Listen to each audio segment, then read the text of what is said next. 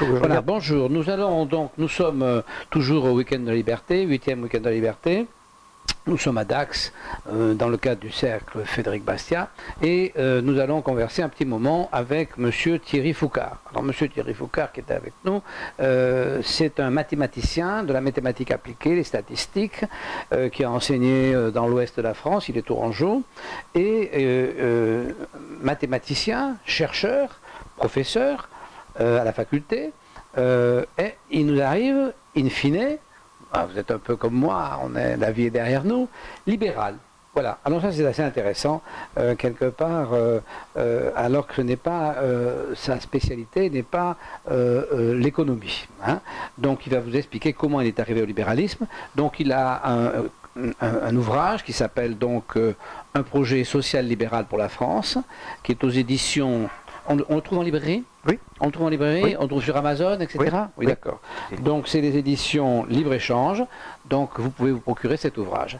Alors, donc Monsieur Foucard, vous êtes donc enseignant mathématiques appliquées, donc vous m'avez expliqué qu'il s'agit donc des statistiques, et comment vous arrivez au libéralisme? Ça c'est quand même intéressant, parce que le libéralisme, non pas que ça ne soit pas compatible avec les mathématiques, c'est pas ce que je veux dire, mais si vous voulez, dans le monde enseignant, on n'a pas l'habitude de voir arriver, au bout d'un certain temps de vie, nos enseignants au libéralisme, c'est très rare.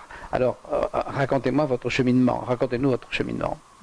Oui, je me suis toujours intéressé à la philosophie politique, d'une part, et d'autre part, par mes contacts directs avec les entreprises et par mes études statistiques que j'étais amené à faire, j'ai constaté que les méthodes statistiques étaient très souvent très mal employées et qu'on en tirait des conclusions extrêmement hâtives.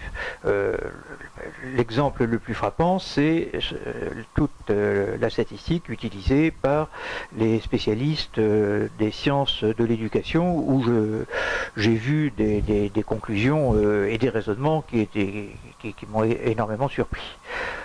Ensuite, j'ai travaillé sur des modèles mathématiques. Et je me suis rendu compte que, par exemple, en économie, mais ça c'est uniquement au point de vue numérique que je m'avance, parce que je ne suis pas compétent en économie, hein, c'est que les modèles économiques tournent, par exemple, sans calcul d'erreur.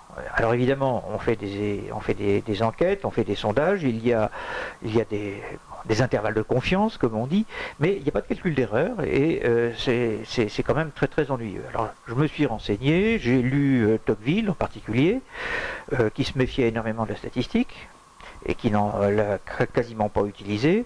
Ensuite, j'ai lu Bastiat, j'ai pas lu tout Bastiat quand même, hein, je dois l'avouer.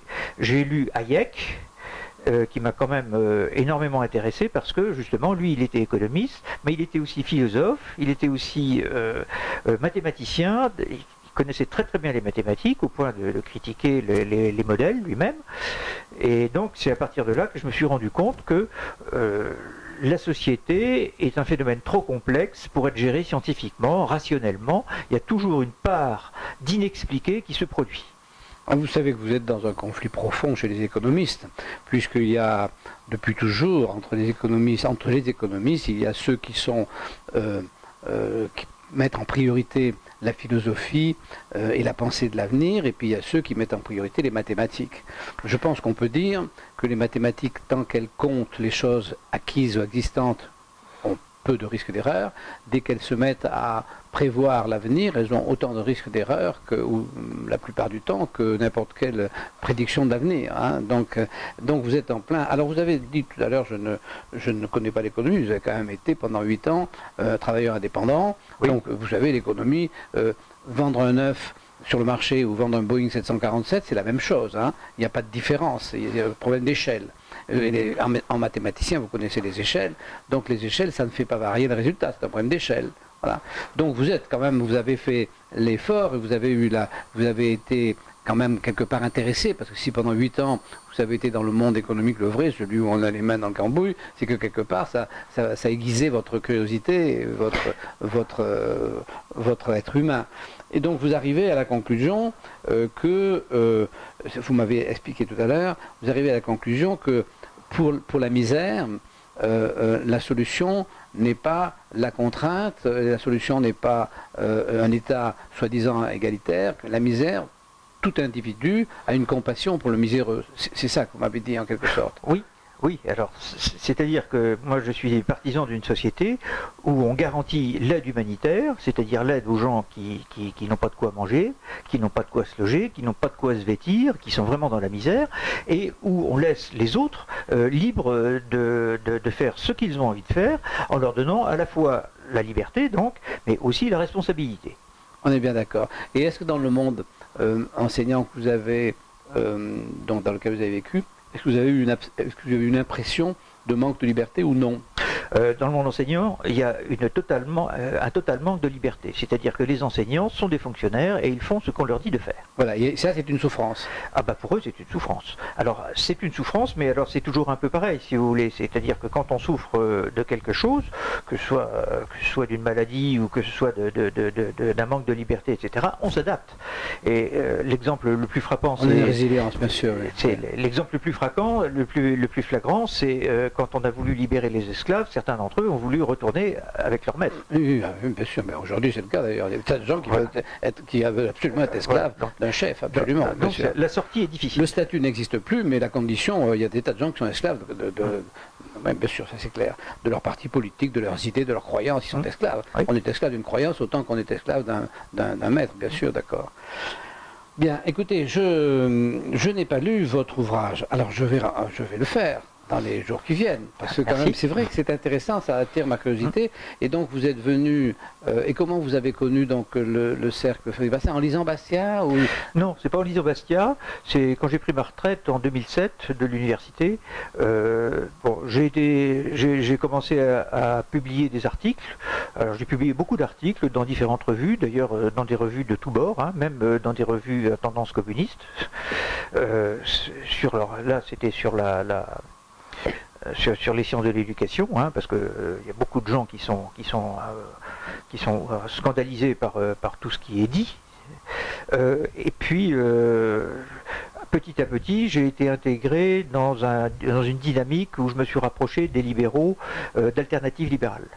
Ça date de 2008, et là ils m'ont demandé d'être candidat aux élections européennes, bon, ce que j'ai accepté, parce que, etc.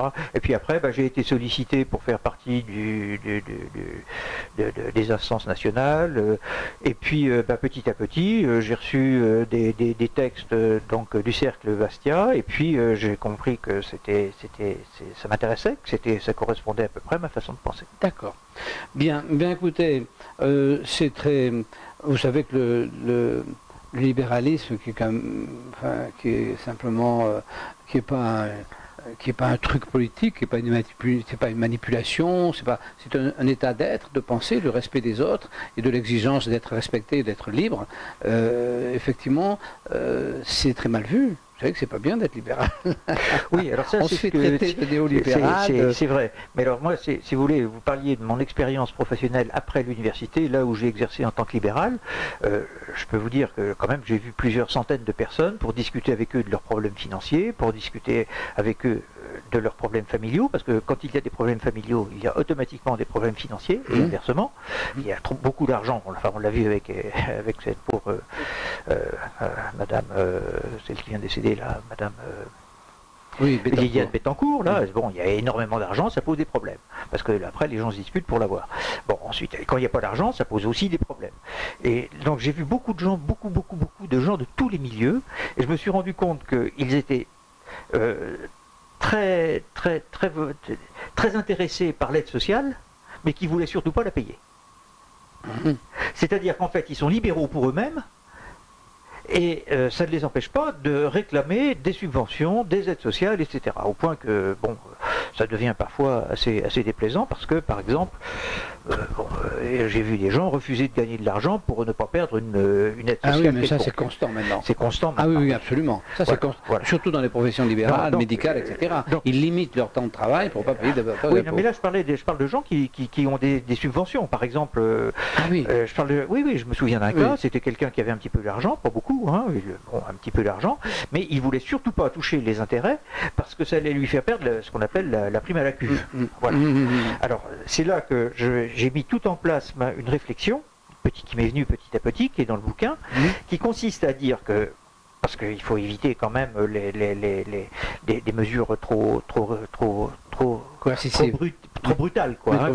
Il y a toute une évolution à prévoir. Donc, pour moi, il faut généraliser ce qui existe déjà sur certaines aides sociales, c'est-à-dire que toute aide sociale doit être remboursée. Alors, remboursée quand? Quand les gens auront réglé leurs problèmes. Il ne s'agit pas de leur mettre le couteau sous la gorge. Mais et s'ils ne règlent pas leurs problèmes, ça doit être remboursé sur la succession. Mais ça, il faut que ce soit vrai pour toutes les aides sociales, et que toutes les aides sociales soient regroupées au sein d'un compte social unique, de façon que ce soit gérable. Normalement, quand on a une aide sociale, en principe, il n'y a pas de succession derrière. Si, mais, si. Mais alors ça pose quand même... Ça je m'excuse, mais je l'ai vu. Ouais. C'est-à-dire qu'il y a des gens qui ont de l'aide sociale, et qui, par exemple, qui touchent une succession. Ouais. Ben oui. Il y a des gens qui sont au RSA, et dont les parents sont riches. Oui. Et quand oui, ça existe absolument. Oui, non, mais il y en a beaucoup. Hein. Et il y a énormément de gens qui ont du patrimoine, que ce soit du patrimoine financier ou du patrimoine foncier d'ailleurs. Hein. Par exemple, chez les agriculteurs, il y a beaucoup de gens qui ont de l'argent chez les agriculteurs, mais c'est des terres. Donc c'est pas, et ils touchent de l'aide sociale et les terres iront à leurs enfants. Oui. Alors que, il y a beaucoup d'aides sociales maintenant qui sont récupérables. Ça revient donc à faire payer aux enfants les difficultés des parents. Mais c'est déjà le cas. Il y a beaucoup d'aides sociales, c'est les enfants qui doivent payer. Par exemple, vous prenez les maisons de retraite, quand les parents vont en maison de retraite, et n'ont pas de quoi payer, on fait appel aux enfants. Et aux petits-enfants. C'est normal, bien sûr. Hein, donc c'est déjà le cas. Et il faut généraliser ça, de façon qu'à chaque fois qu'on touche une aide sociale, on est dans l'idée que, en fait, c'est un prêt. Oui, c'est une aide sociale, c'est pas un statut, c'est une aide sociale. Ça ne peut pas devenir un statut, d'accord. Voilà. Et quelqu'un qui moi je connais des gens qui sont au RSA et qui font construire des maisons. Donc c'est parce qu'ils travaillent au noir, etc. Enfin bref quoi. Et je comprends tout à fait qu'ils le fassent, hein, parce que pourquoi refuser le RSA quand c'est gratuit? Ça ne les empêche pas de travailler au noir, de faire des ménages à droite, de faire des ménages à gauche, et de se faire construire une maison. Oui, une économie parallèle. Mais c'est évident que lorsque la fiscalité est trop lourde, ça génère une économie parallèle. C'est dans tous les pays du monde comme ça. Voilà. Et cette économie parallèle, vous avez eu donc l'occasion de la voir de près, et vous trouvez qu'elle est trop conséquente, quoi. Alors, je ne trouve pas qu'elle est trop conséquente. Je trouve que on devrait la laisser exister, l'officialiser en quelque sorte. Elle ne devrait plus être parallèle. C'est-à-dire qu'on devrait pouvoir exercer un métier sans être surtaxé. Vous savez, quand quelqu'un prend sa retraite actuellement, on dit qu'il peut avoir un deuxième métier. Voilà. Ben, il faut savoir que quand on exerce un deuxième métier après sa retraite, on verse des cotisations sociales pour rien. On cotise à une nouvelle retraite qu'on ne touchera jamais. Je sors il y a 2 jours du TAS à ce sujet, parce que je touche une retraite de 400 € par mois, par des gens qui m'ont fait cotiser pendant 40 ans pour me donner 400 €, donc des escrocs, parce que si vous voulez, 400 € c'est moins que le RSI, donc, et qui prétendent me prendre 5000 € de retraite par mois, parce que je continue à travailler, alors qu'avec 400 € je ne peux pas ne pas travailler, donc je suis bien obligé de continuer, donc ils me versent une retraite qui est de l'ordre de 5000 €, et ils me demandent 5000 € de cotisation qui ne me rapportera rien. Donc je dis au magistrat, mais ce sont des escrocs. Il me répond, méfiez-vous, qu'ils ne portent pas plainte contre vous pour diffamation. Je lui dis, mais monsieur le magistrat, alors là je vais vous dire un truc, j'attends que ça. Parce que moi, imaginez, je suis architecte, imaginez, je vous vends une maison, vous la payez, et je vous livre une cabane de jardinier, et en plus, je n'ai pas le droit d'aller dedans. Et que vous appelez ça comment? Alors, donc, oui, bien sûr, vous avez raison. Mais, oui, ça, vous avez raison. Alors, écoutez, monsieur Foucard, alors, je souhaite bonne vie à votre ouvrage. Il est sorti quand? Il est sorti en janvier 2017. Ah oui, donc c'est un ouvrage tout récent. Oui. D'accord. Bon, eh bien, écoutez, achetez un projet social libéral pour la France, voilà. Et puis merci d'être venu, monsieur Foucard. Et puis nous disons au revoir donc à nos amis. Au revoir. Au revoir.